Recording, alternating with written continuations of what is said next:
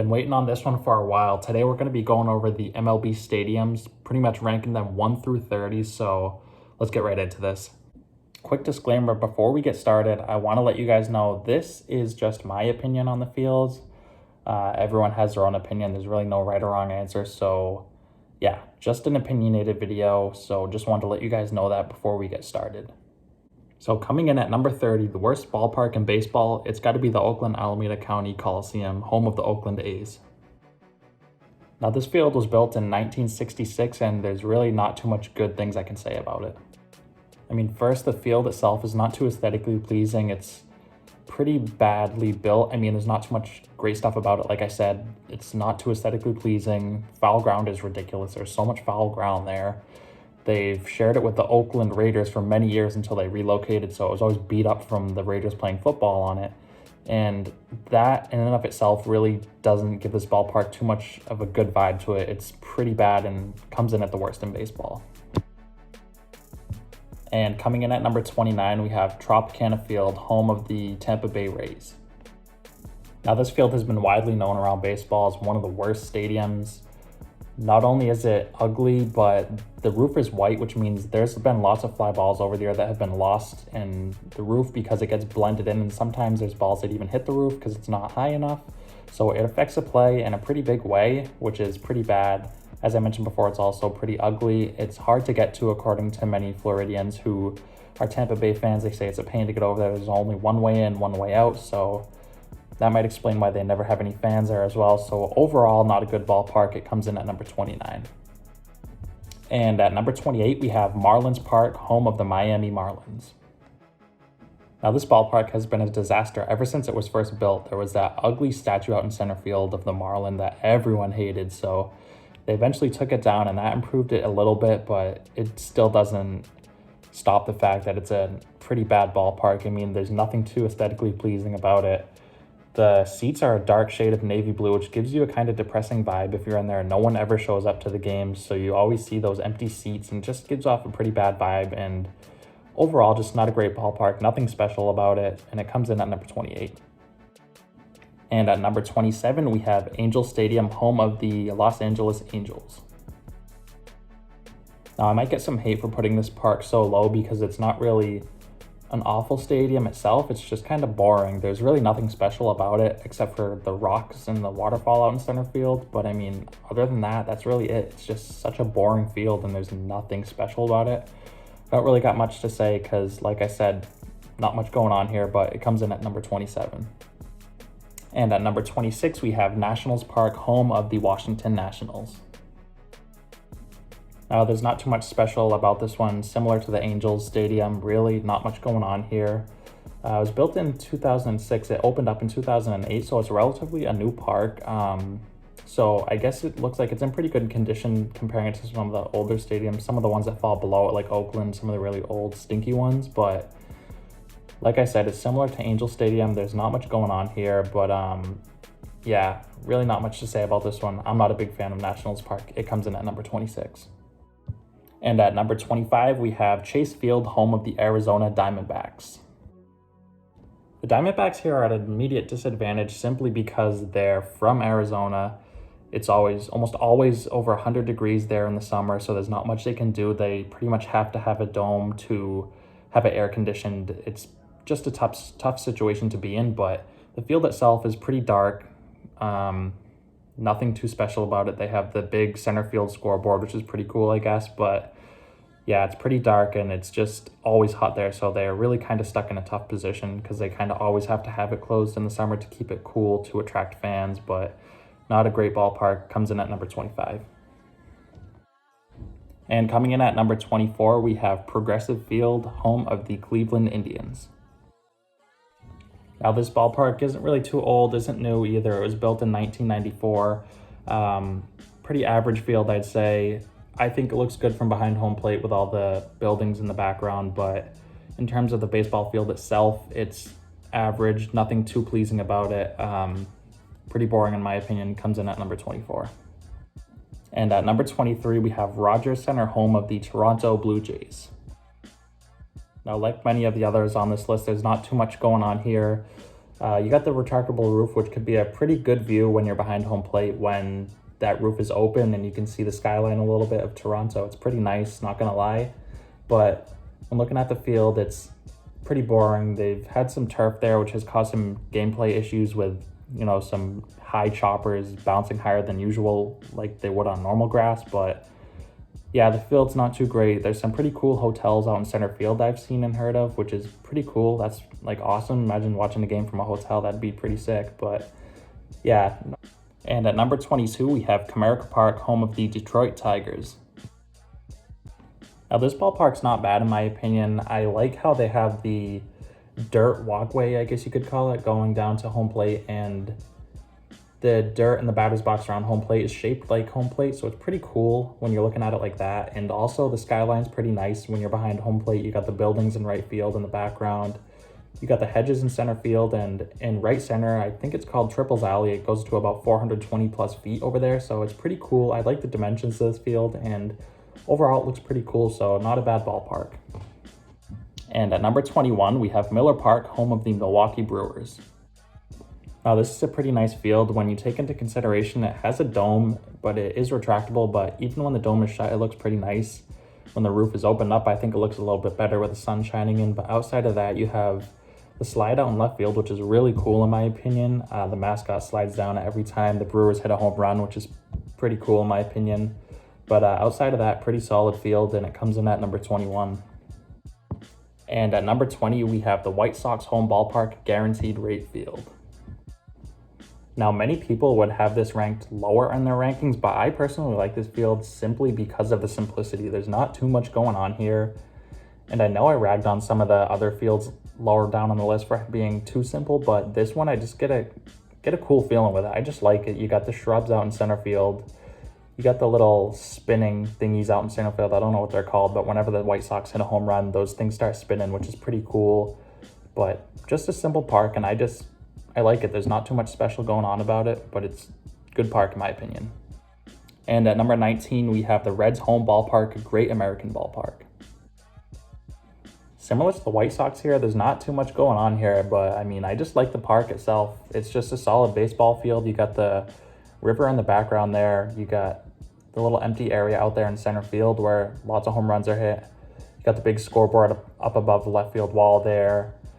Something about it, maybe I'm biased because I like the Reds a little bit, but I just think it's a good ballpark.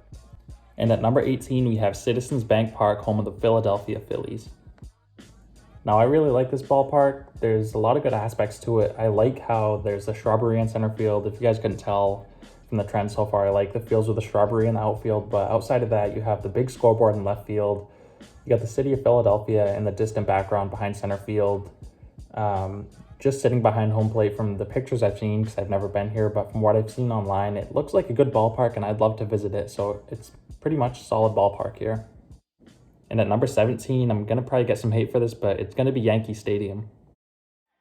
Now, this park here is relatively new. It was built back in 2009, so it's just over 10 years old at this point, and it's a pretty basic field. I just don't like the short porch out in right field. It's only 314 feet, I believe, so a lot of cheap home runs there from the left-handed hitters over in the Bronx, but it's a decent field. I just don't like the short porch out in right field, but other than that, I think it's a good ballpark. Like, people probably think I'm hating on it, putting it at 17, but that's pretty solid if you ask me. I think it's a good park. I just, like I've mentioned before, I don't like the short porch, but outside of that, pretty good aesthetic to it. It looks nice. It's relatively new, so it's not a bad park, but it's not great either. And at number 16, we have Truist Park, home of the Atlanta Braves. Now, being one of the newer ballparks in baseball, built back in 2017, I would have liked to seen more to it, I guess. But then again, maybe not, because you don't like too much stuff to be a distraction from the game.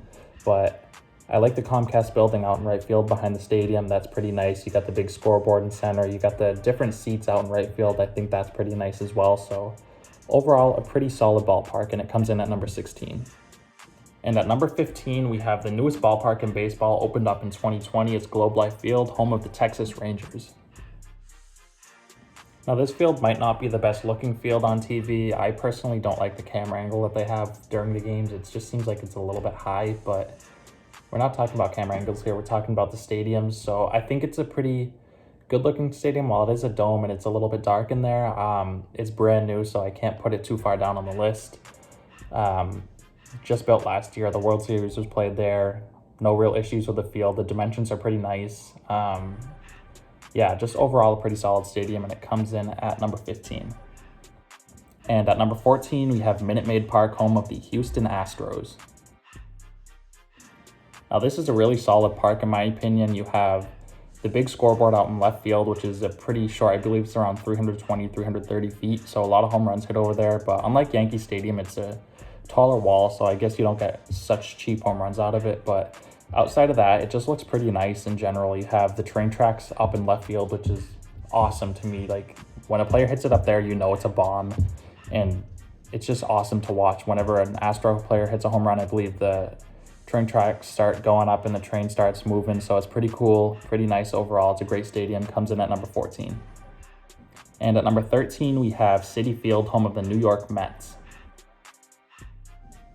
Now, there's nothing crazy going on with this field, but I just love it. The view from behind home plate looks very nice. You got the Coca-Cola sign out in right field. You got the huge scoreboard in center field. You got the big apple that comes up whenever a New York Met hits a home run. I think that's awesome. I love the creativity there. Just the look of the field and how it plays, in my opinion, it's a great ballpark, and it comes in at number 13. At number 12, we have Camden Yards, home of the Baltimore Orioles. This is an all-around great field. I love the buildings in the background, especially the warehouse out in right field. That's one of the coolest aspects of any field in baseball. I love that. It's so cool. Sometimes players can hit balls out to it. Chris Davis back in his prime maybe could have hit some balls out there, so it's awesome. I love center field. You got the bullpens out there. You got nothing too special with the field itself, but the views combined with the warehouse in the background there, it just makes for an all-around great field, and it comes in at number 12. And at number 11, we have Target Field, home of the Minnesota Twins.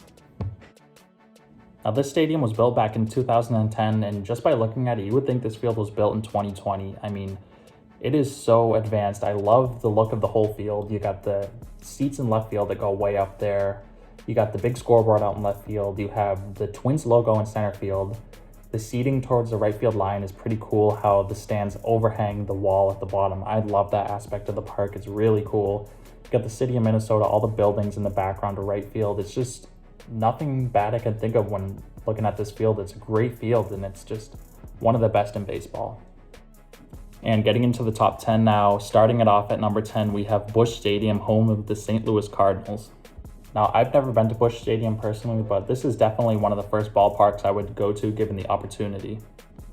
The view is just amazing. You have the buildings making up St. Louis in the background. You have the arch, which is amazing.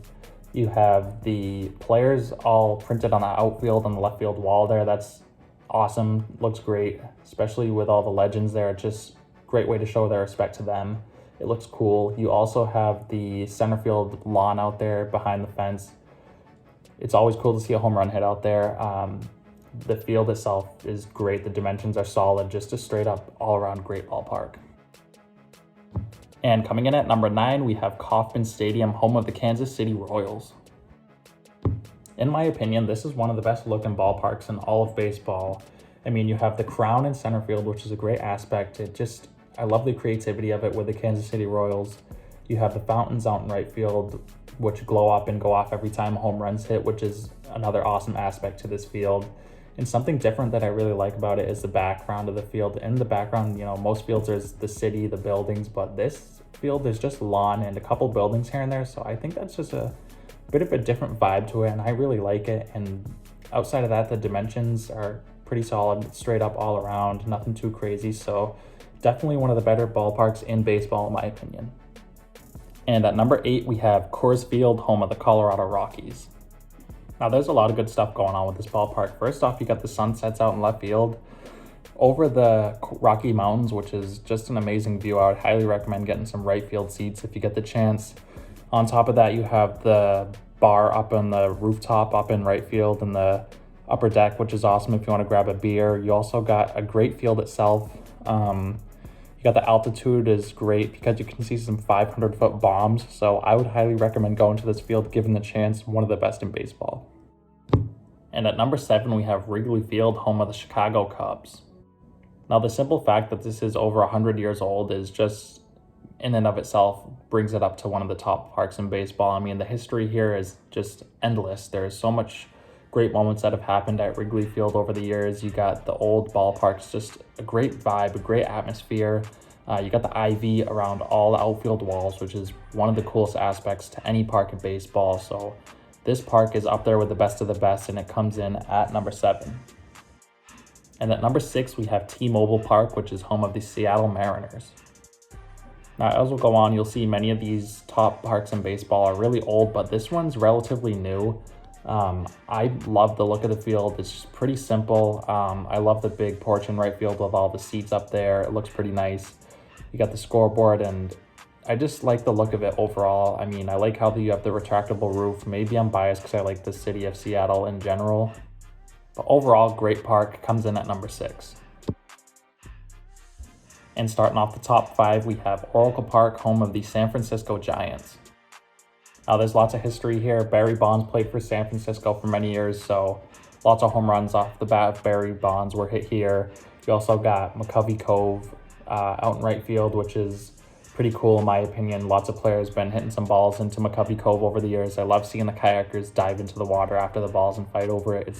It's awesome to watch. It's a added aspect to the games that's pretty cool at Oracle Park. You also have the Coca-Cola bottle out in left field, which is awesome. And on the walls, you have the little car things out in left field. It's just overall a great vibe and a great ballpark, and I'd love to visit it. And at number 4, we have the historic Dodger Stadium.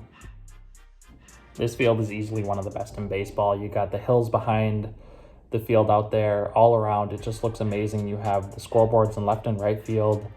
You have the classic stands out there. Nothing too crazy about the dimensions, just classic baseball. When you think baseball, you think Dodger Stadium. It's up there with the best ballparks in baseball. It's got a lot of history to it, and I'd love to visit it. It comes in at number 4.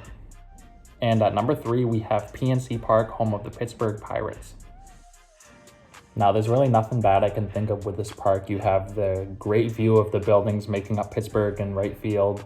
You have the river in the background, which some players have hit balls into in the past. It's pretty rare because it's pretty far back there. It must be at least 450 feet from home plate. But outside of that, you have the Roberto Clemente Bridge, which is one of the best aspects to any ballpark in all of baseball. It's just so amazing to see out there in center field.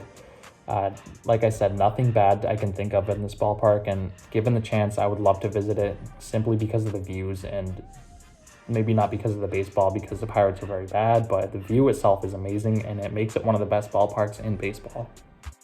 And at number 2, we have Petco Park, home of the San Diego Padres.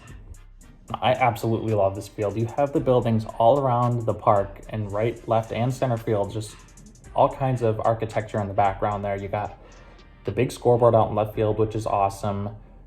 The field itself, I love the dimensions, not any crazy big walls around in the outfield there. It's just all short walls out there. And you also have the Western Metal Supply Company building out in left field, which is awesome. I love how that runs onto the field a tiny bit. Just so cool to look at, and awesome part of this ballpark. And like I said, nothing bad about this field. It's just such a great field overall, and I can't wait to watch some Padre baseball this year, and it comes in at number 2. And at number 1, the best park in baseball, in my opinion, it's the only one I visited. It is Fenway Park in Boston. The history to this ballpark just elevates it above the rest. I mean, you have nothing in baseball that compares to the Green Monster in left field. Like, the Dodgers and Cubs have great fields, but they don't really have anything that necessarily stands out to me in terms of the look of the ballpark. But, like, the Cubs have the ivy, I guess, but Fenway Park just has the Green Monster. It's so iconic. When you think Fenway, you think of the Green Monster right away. It's a beautiful park. You have the city of Boston overlooking in right field with all the buildings out there. I've been there personally. It was one of the best experiences of my life. I really can't think of anything bad with this park. It's just got so much history to it. It looks amazing. You got the Green Monster. Put that all together, and you got the best ballpark in baseball. So there you have it, my 1 through 30 there. I know I'm probably going to get roasted in the comments, but like I said, this was just an opinionated video. This is just what I think of the fields. You know, I know I'm going to get trashed on, but if you guys have any comments, let me know down below. I'd love to hear what you guys think. What's your best ballpark in baseball? Let me know your rankings, because I'd love to see your guys' rankings as well. I love baseball in general. I love talking baseball, so the more comments, the better. Drop a like as well if you enjoyed the video, and subscribe if you like the content. We'll be posting a lot more baseball videos like this heading into the season, so if you're a baseball fan, this is a place to be. And with that being said, I want to thank you guys so much for watching, and I'll see you guys next time.